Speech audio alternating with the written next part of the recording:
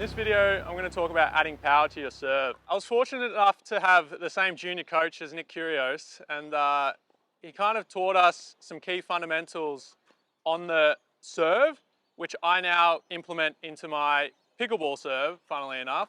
This shot is really important, not only because it can create errors straight off the bat, but it can create short balls that you're looking to drive, or maybe you'll get an easy drop off that. Really just sets up your whole game.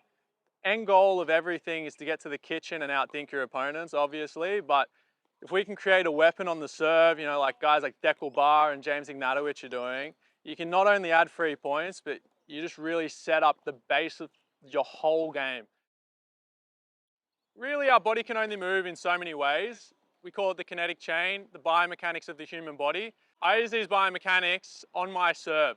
So the most important thing, obviously, is your legs. Legs are a massive muscle, much bigger than your arm, bigger than your shoulder, a lot bigger than your wrist. I use these legs to launch my weight all the way through the shot.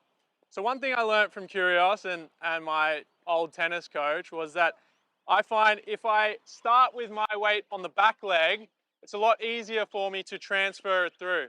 So in my pickleball serve, I really work with my weight on the back leg here. I'd like to keep my toe up. That way I know all of my weight's on the back leg. I'll be bouncing it, kind of get it down here. And what I'm really focusing on is launching my legs, this ground force up.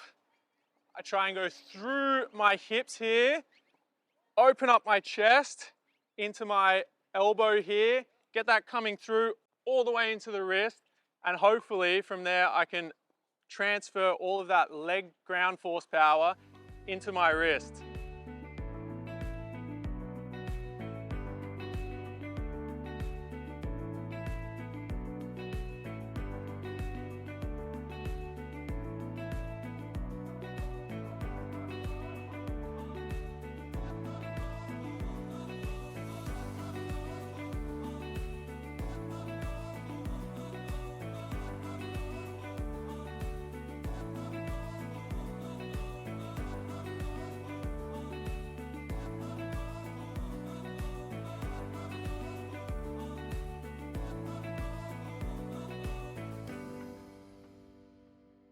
Back leg, all the way up, and that's my serve.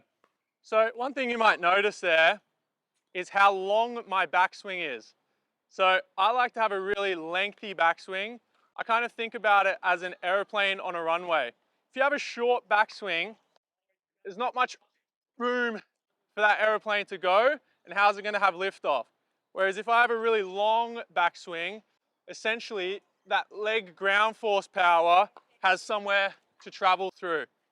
So that's, I think, the 2 most key components, I would say, is this leg down, launching it up, and this arm being nice and free, nice and long, allowing all of that kinetic chain, all of that power somewhere to be free. So you might notice that my back leg ends very far in front.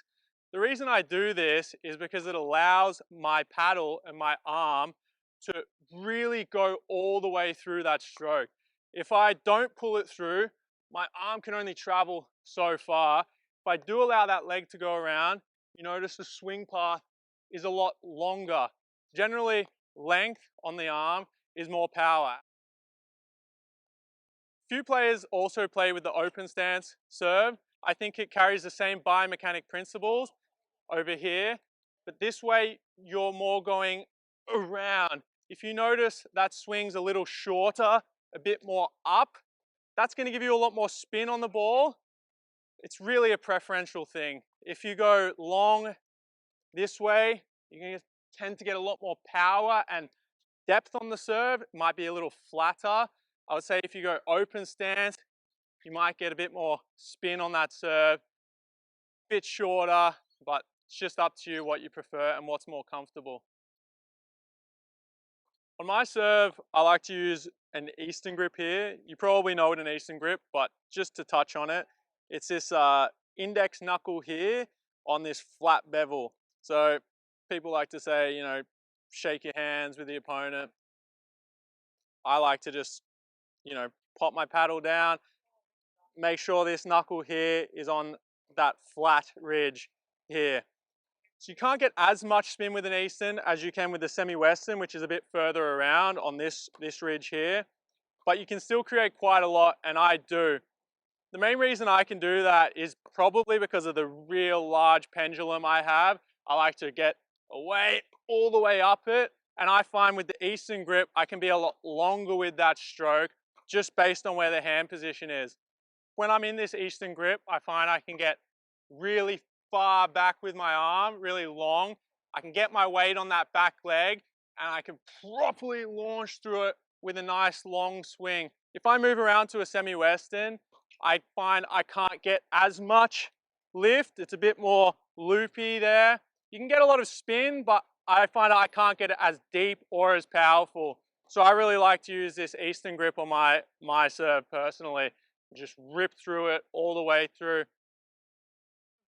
A few mistakes people might make is their arm is too tight.